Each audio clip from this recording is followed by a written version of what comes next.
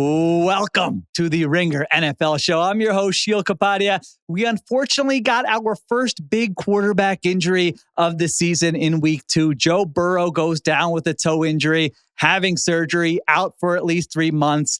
What does this mean for the Bengals season and for Burrow's future and the state of the AFC? We're going to talk about it all with Ben Baby, who does a terrific job covering the Bengals for ESPN. Ben, how much more do you know about turf toe now than you did like 24 hours ago? Are you a legit expert now? I'd like to think so. I think our Stefania Bell at ESPN helps us out a good amount with any time understanding these injuries, understanding why it's called turf toe. It's always strange. It's funny. The NFLPA had a couple of guys in there, and there's some conversations over the turf situation, and the PA has shifted. Now the Bengals did change their turf recently, so they got rid of the turf that everybody hated. It's still turf, but we were having a conversation, and I was wondering, does this happen if it's grass? And I think the PA obviously has been shifting. I know we're getting real deep real early now into turf toe. Yeah, that's interesting. But I was just like, I said on the side, I said, well, they don't call it grass toe. So, we'll see how that changes. But yes, now I'm getting more familiar with the injury over the years. Okay. Yeah. See, I didn't even know that. I didn't even think turf versus grass there. So you're already informing me. So yeah, we're going to talk about it all. Are the Bengals to blame with their roster building? Is Joe Burrow injury prone? Can they keep this thing afloat with Jake Browning? We'll get to all those questions. We'll take a quick break. We'll come back and get to it. This is the Ringer NFL show presented by FanDuel, and the NFL is officially back. So if you're going to be in it with FanDuel. They've got the goods, futures, live betting, SGPs, your way bets, all of it. The app's clean, it's fast, and yeah, when you win, you get paid instantly, which is nice because Sunday patience doesn't exist. So get your bets in, build something bold, and make every game feel bigger. Download the FanDuel app or head to FanDuel.com/RingerNFL to get started. The Ringer is committed to responsible gaming. Please visit rg-help.com to learn more about the resources and helplines available, and listen to the end of the episode for additional details. Must be 21 plus and present in select states, or 18 plus and present in DC, Kentucky, or Wyoming. Gambling problem? Call 1-800-GAMBLER or visit rg-help.com. Call 1-888-789-7777 or visit ccpg.org/chat in Connecticut. Paid endorsement.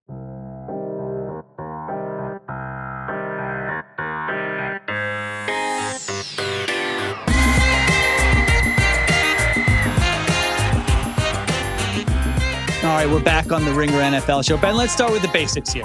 What have we learned over the last 24 hours in terms of Joe Burrow's timeline, recovery process, how the Bengals are dealing with the news? Before we get to the other stuff, give us the basics of where this stands. Yeah, right now, it seems like, according to ESPN's Adam Schefter, it's going to take about 3 months for this thing to heal at minimum. Burrow will need surgery. That has been confirmed by Bengals head coach Zach Taylor. He's still hesitant to see what the timeline is going to look like officially. The reason why, several years ago in Zach's first year, A.J. Green, I think he had an ankle injury, if I'm not mistaken, and Zach thought he would come back and practice one day, and A.J. did not. And A.J. never played again that season. Ever since then, Zach Taylor has almost refused to give any timelines on injuries that's going to pin him down to an actual time because of that. He kind of referenced that in his presser today. So I find it funny that what happened all the way back in 2019 with Zach still kind of holds true with his injury situation. I found him to talk about injuries better than most, but they are expecting him to be out, I would imagine, for a while. That leaves Jake Browning to come in. They're still, trying to find the time of when the surgery is going to occur. I think that should be hammered out sometime this week, but that's kind of where things currently are with Burrow and that toe injury. And now we'll see kind of how Jake Browning slots in and what they're able to do moving forward. Coaches learn that lesson early. I feel like, Ben, either they pivot and then they're like, we're not giving out any timeline, or there's the Pete Carroll method, which you listen, any young coach is listening. I suggest this. You give a timeline way down the road, then the guy comes back and then Pete Carroll's like, he just has like Wolverine blood, this guy. I can't believe he's out there. And then the player feels good. The fans feel good because the guy's back earlier. So you got to learn those lessons as a young coach. It sounds like Zach Taylor learned those lessons.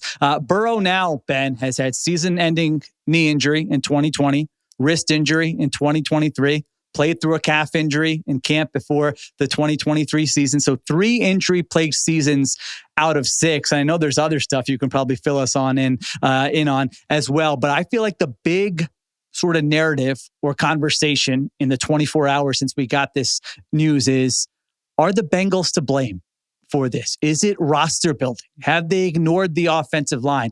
Do they put Joe Burrow in harm's way? Do they not understand that they've got a franchise quarterback and you've got to protect him? And I'll be honest, I was at one place with this argument this morning, and then I kept digging a little deeper, and now I'm wavering a little bit. So I want to hear what you think first, and then I want to give you my take on whether there's legitimacy to those arguments. Yeah, one, I cannot wait to hear your take on the subject. But, it's something that we talked about it, and we put that squarely to Zach Taylor and Bengals offensive coordinator Dan Pitcher, and talked about kind of the play style. And Zach said, listen, our play style, it helped us go to a Super Bowl. We won, we won an AFC championship, went back to another one, won a couple division titles. Anyone wants to say, this play style is putting, players in harm's way, I will take that blame. I'll put that on me, but we feel like this is the best way to win. I think philosophically, top down, once they got Burrow, and I think even before, when you look at really the history of the Bengals, they've always been a team that's identified quarterbacks, identified receivers. When you look at it, they've actually had a lot of stability on that front for all the other faults they may have. One of the things they've been quite excellent at is finding stable quarterback play over the years, with a couple of exceptions. But, I think that they want to go out, they want to put teams under pressure with the passing attack. And Joe Burrow also wants to play this way as well. He loves to be in shotgun. He likes to be able to use his superpower of diagnosing pre-snap, being able to take advantage of the defensive matchup wherever it may be. All of those things play together. And I think that is all part of the conversation of going into this. And in terms of neglect, I think the Bengals and Zach Taylor and basically anybody who's ever played offensive line will concede. When you drop back in pass sets as often as you do, it is very hard to be very good at pass blocking. It's just you're going backwards all the time. I'm a big fight fan. Boxing's my favorite sport. And in the fight game, you talk about it. It's really hard to fight off the back foot. Generally, your best fighters are going forward. When you're pass blocking, all you're doing is hand-to-hand combat off your back foot for basically an entire game if you're the Bengals. So it does put them in a tough spot. They understand that, but that's the way that they want to go out and play football. In terms of the neglect, the Bengals, they do not spend a lot of money on the offensive line, but they have put resources toward it, I should say, more so in recent years, especially after the Super Bowl. You go out and you get Orlando Brown. You draft Amarius Mims at right tackle. They drafted Dylan Fairchild to be a starter. They invested in Ted Karras, who's been a good center for them. And then at right guard, that's been the big question mark this offseason. Never really found a very solid guy. Lucas Patrick was that until he got hurt, and even that was a little bit questionable. And now you have Dalton Reisner, who has stepped in. So I think honestly, we could talk about this for such a long time. Yeah. But I think there's so many different factors. But I don't think it's just pure neglect as to why that offensive line isn't blocking maybe how people think. I agree with that. That's where I was, this because I kept saying, the Bengals have failed Joe Burrow. And I think there's a difference between your plan not necessarily working out and neglect. There's this graphic floating around on NFL Live that's very interesting, comparing Andrew Luck and Joe Burrow. And Joe Burrow through 6 seasons has been sacked more than Andrew Luck, who played 6 seasons, and it's got other numbers there, how often they're contacted. And it's not a great look for Joe Burrow and for the Cincinnati Bengals. But I feel like those Colts teams with Andrew Luck, it was neglect. They didn't understand what they needed to do to protect their quarterback. And to your point, the Bengals have signed Orlando Brown Jr. Now, we can have a conversation with that. I thought that was a good signing at the time. And so they spent big money to get Orlando Brown Jr. I think he was the highest priced offensive tackle free agent in that class. They used a first-round pick on Amarius Mims. To your point, they've drafted other offensive linemen. And so, I think they've tried, and there's always trade-offs in the NFL. If you're paying Joe Burrow, Jamar Chase, T. Higgins, and your defense was a disaster last year, they had to make some decisions in last year's draft and even the past couple of drafts. Do we invest in the defense? Do we invest in the offensive line? So I don't think it's a matter of neglect. I think it's fair to say, hey, it hasn't worked out. It hasn't been the best offensive line in the NFL. I would love to see Joe Burrow come back from this injury in 2026 and beyond. We have you back and we say, man, the Bengals have a top 5 offensive line. Look at this. They're dominating out there. But you got to have some Band-Aids. I don't want to say cut corners, but you have to say, all right, we can't spend as much here. And I think that's probably been the interior of the Bengals offensive line. But I don't look at it and say they've neglected that. And the other thing here, Ben, is like, it'd be one thing if their offense just sucked. And it was like, man, they don't build the offensive line and their offense is...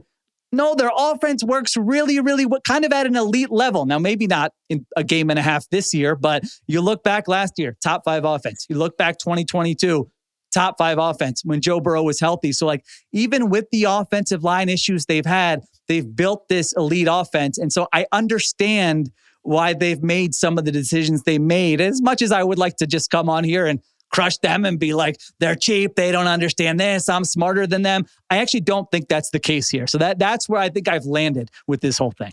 Yeah, I think it's a nuanced conversation, to be clear, and I feel like sometimes that's a cop-out, but in football, there's so many things intertwined with each other.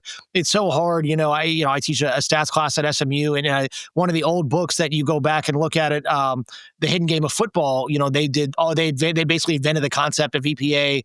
They went through or just kind of fleshed it out maybe further in the 80s. They were really ahead of their time, talked about CPOE and stuff like that, and they were talking about stats, and they go, it's really hard to pin down stats for players and things of that nature that really quantify things because every unit's so intertwined. So everything is essentially a team-oriented deal. So trying to parse out, how everything works, it's really tough in football, I think more so than any other sport because every position group is so connected on any given play. But the one thing we potentially are overlooking here, because I think we've heard the Andrew Luck, Joe Burrow comparisons for a very long time. I think something that people do not understand, as someone who's watched Burrow now for 6 years, is that his play style also changes depending on the situation. And he will be willing to take sacks and contacts in certain situations that he will not be at other points in the year. Take last year, for example. Burrow, at the beginning of the year, when they were kind of in a neutral situation with their record, was getting the ball out quick, he was kind of trying to make sure he made good decisions. And as the season progressed, as the Bengals, it became clear their offense was going to have to win them games. The defense was not going to get it done.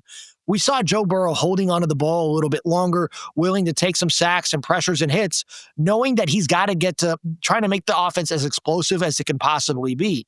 So I think a lot of times we just see the raw numbers, but when you look at it, the way that he plays also shifts on the situation. He said on a podcast previously, like on a third down, a sack doesn't really mean anything to me. We're giving the ball back anyway. So if I get hit, who cares? I think the problem sometimes, and now we're starting to really have this conversation, is that is maybe that play style subjecting himself to more hits than he needs to take. And, is being in shotgun, being in this situation, playing the way, in this manner, is that maybe open you up to a little more risk. And I think we probably had the most candid conversation with Zach Taylor and Dan Pitcher about that concept.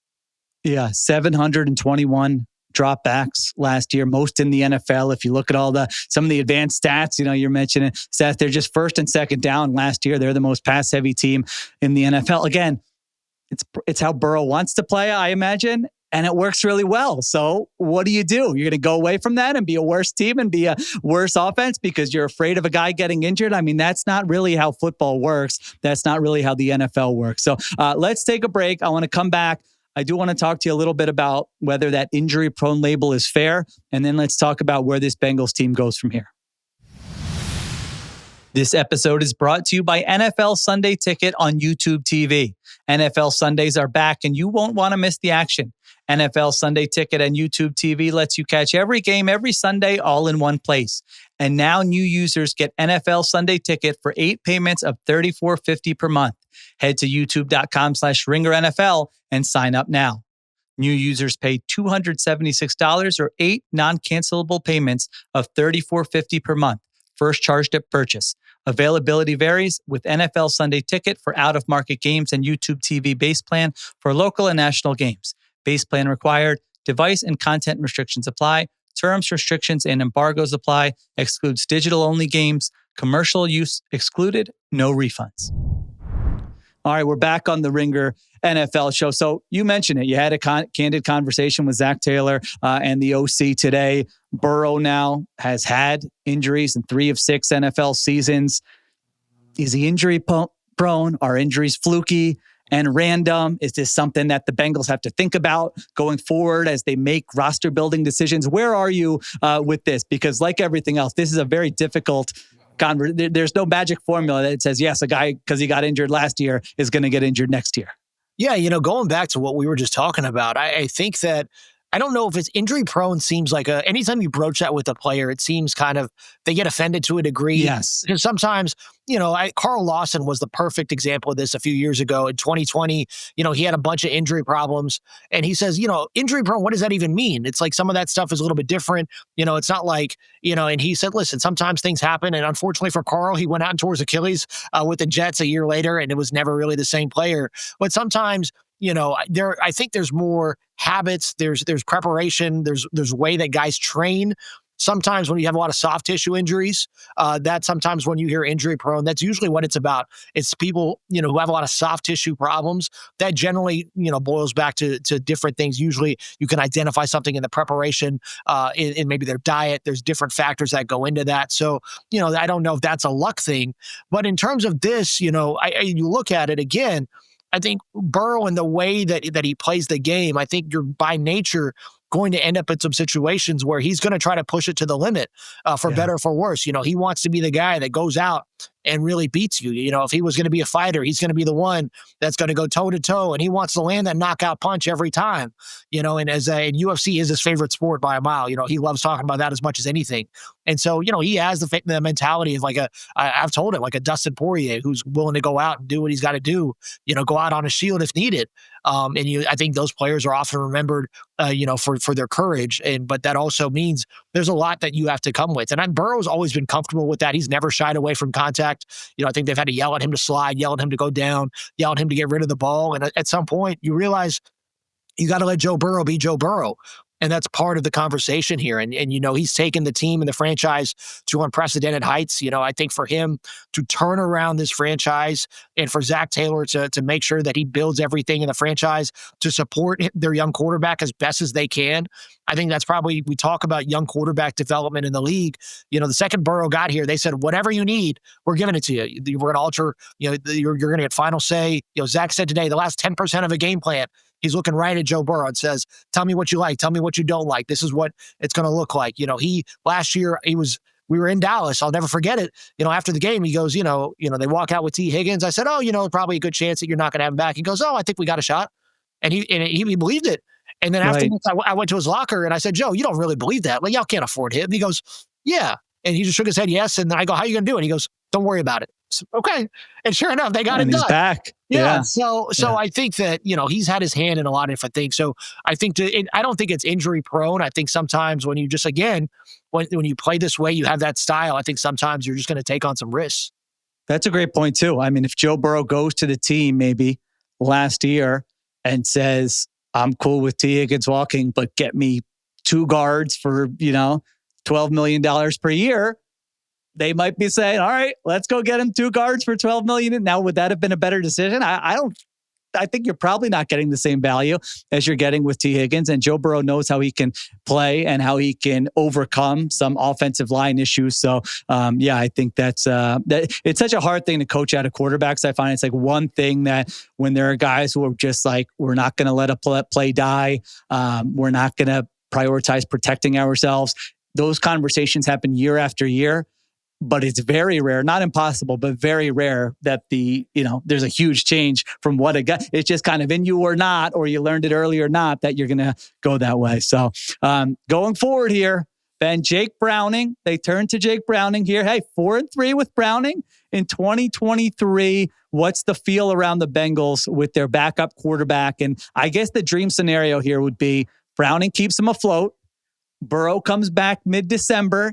They're in the playoff mix. He's healthy. Chase is healthy. Higgins is healthy. Maybe the young offensive linemen are playing better. Maybe the young defensive players are playing better. And all of a sudden you say, hey, we sneak in. Who knows what can happen? We've seen it before. So is that kind of how the Bengals fans should be looking at the rest of this season here? Yeah, I think the optimism and that if that Joe Burrow can come back in 3 months, and Zach Taylor said, he's going to attack his rehab, as ferociously as he's always done, and he has been as intentional. Like at some point, I had to cop to him last year. I said, Joe, I'll be honest, I saw you throwing training camp. I didn't think you'd end up throwing it this well this season. And, I was like, I don't want you to hear from anybody else. I want you to hear from me first. And because I think the work, I don't think he gets enough credit for how he looked in OTAs and training camp last year to what he looked like at the end of the season. I don't think people fully grasped the difficulty and the work that he put in. That's something he's taken a lot of pride in. If you want to get Joe, I think the highest praise that anybody can give Joe Burrow is that he works really hard and has put in the time to be good at what he does. I think he takes so much pride in that. So I think in terms of the rehab process, you're going to see that continually come through, but when you look at where they're at moving forward, we talk about the receivers. If you're Jake Browning, you've got to love, hey, I've got Jamar Chase to throw to. I've got T. Higgins to throw to. And we saw that come to fruition against Jacksonville. We saw that in 23 when Jake needed a touchdown and he said T. Higgins is down there. T. Higgins goes out and makes a play. Their skill sets, they're so unique. When Jamar, he's so good in open space. You get him the ball and he's going to generally run away from folks. He's got so much power and speed. That rare combination has really evolved in his route running. And then T. Higgins, who's been such an underrated receiver, Jamar made sure to clarify when they both signed 1A and 1B, and that's how they view him. T's got such a good catch radius, strong hands, is probably a better route runner than people think. Those combined, you can definitely have a very solid offense. And the other thing that doesn't get talked about enough is that the play style is going to change a little bit too.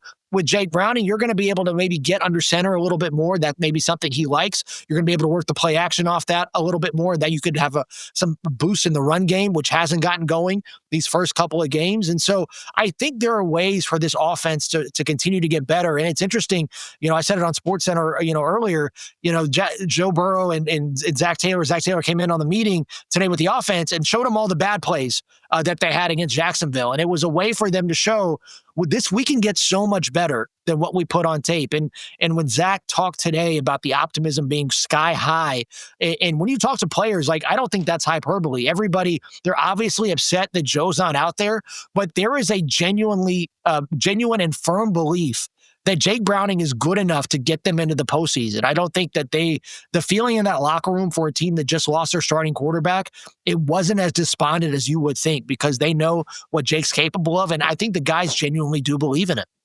Yeah. Sometimes you hear that and you're like, give me a break. You have to say this. I get it. You got 3 months ahead of you here. But there is a little proof of concept here. Again, 2023, I don't want to overblow it like they were, the greatest show on turf or anything, but they finished 11th in offensive DVOA that year. Jake Browning ranked 17th out of 34 quarterbacks in dropback success rate that year. Like for a backup quarterback to get competent, mediocre play, and like you said, you could change some things with the offense. You can go under center, play action. Now Zach Taylor can be like, these are the things I've been wanting to do. You know how offensive play callers are sometimes. Like, okay, I can scheme this up. I don't have my quarterback, so obviously the most likely scenario is they have a big drop off, and we'll see what this looks like. They're a mediocre team, but there is the chance of the scenario I laid out earlier where they got a 2-game cushion here. Can they keep it afloat? Can we get Ben Baby reporting in early December? Hey, Burrow, the word around the Bengals is that he's really attacked this rehab. They haven't seen a guy recover from this surgery this quickly before. I think those things are in play. Again, not the most likely scenario, but those things are possible. Now, Bengals fans, you might want to turn off the pod before I say this. They do have the 5th hardest remaining schedule in the NFL, according to the betting market. So it's not going to be easy. Defensively, you want to see those young players get better and it looked better than last year, but not totally out of it. With the way the AFC is right now, if you get Joe Burrow back in December and you have a chance to sneak into the playoffs, you still have a chance to make some noise. So there you go. That's the optimistic case for the Cincinnati Bengals. Ben Baby, thank you so much for joining us. You can check out all of his work. ESPN.com, like you mentioned, SportsCenter, you're just sitting at the airport or the bar, I just see his face pop up there on the TV. A lot of fun having Ben on. I will be right back with the Hurry Up. The Ringer NFL show is brought to you by FanDuel. Football fans, every NFL Thursday is your chance to hit the jackpot on FanDuel. Because with FanDuel's Thursday touchdown jackpot, you can win a share of $2 million in bonus bets each week. To get in on this Thursday's action, all you have to do is place an anytime touchdown scorer bet before the game between the Dolphins and Bills kicks off. And if your player scores the first or last TD of the game, you'll win your bet plus a share of bonus bets. So this Thursday, any play can be the play of the game with FanDuel. That's FanDuel.com/RingerNFL for your chance to win a share of $2 million in bonus bets. Play your game with FanDuel, an official sports betting partner of the NFL. Must be 21 plus and present in select states or 18 plus and present in DC, Kentucky, or Wyoming. Opt in. Must apply profit boost token on select market. Prize pool to be split equally among all eligible participants who made the correct first or last TD pick. Bonus issued as non-withdrawable bonus bets, which expire 21 days after receipt. Restrictions apply. See terms at sportsbook.fanduel.com. Gambling problem? Call 1-800-GAMBLER or visit rg-help.com. Call 1-888-789-7777 or visit ccpg.org/chat in Connecticut. All right, the Hurry Up is our closing segment where I give you a take on news in the NFL. 2 games Monday night, Bucs and Chargers, very impressive wins. I want to give them more time later in the week because I feel like there's a lot to get to there. They have both been very impressive the first 2 weeks of the season. So I didn't want to squeeze it in at the end of this show. So instead, we're going to talk about the Houston Texans because that was a concerning performance for the Texans offensively. And this has been a horrible start to the 2025 season for them. So I thought the Texans could be a sleeper team in the AFC. I thought there was a chance that new offensive coordinator Nick Caley would make a difference and CJ Stroud would bounce back. It has not looked that way. This looks like an offense that has picked up where it left off last year. And that's a bad thing. They had 12 total first downs against the Bucs. Their run game is atrocious. Nick Chubb had the one nice touchdown run. That was all they had all night. I mean, they had that red zone sequence where they threw it twice from the 1 yard line because they had no confidence in their run game. They failed to score. Just a mind-boggling sequence for that Houston Texans offense in the red zone. So it looks like their plan of, hey, let's replace some bad offensive linemen with some different bad offensive linemen. Doesn't look like that's going to work out. And CJ Stroud once again looks jittery and uncomfortable. So it's 2 games, but this was one where they got a huge boost on special teams and they still couldn't come away with a win. I like their defense a lot. But if you're a great defense, you can't be giving up that 80-yard drive to Baker Mayfield so easily at the end of the game. AFC South is a bad division. I don't think the Colts are going to run away with it or anything like that. But I am highly, highly concerned about the Houston Texans offense 2 games into the season. I am seeing no signs that they figured things out with the changes they made. They're going to have to prove it to me. We'll see if they can. Again, 2 weeks in. But that's where I'm at with this Texans team. Just a disappointing start. And I think they look frustrated when you watch them play. So we'll see what happens with Houston in the weeks ahead. All right. Thanks to Ben Baby. Thank you to Christopher Sutton for producing. Kiera Givens on social and additional production supervision by Conor Nevins and Arjuna Ramgopowell. I'm Sheil Kapadia. We'll talk to you next time on the Ringer NFL Show.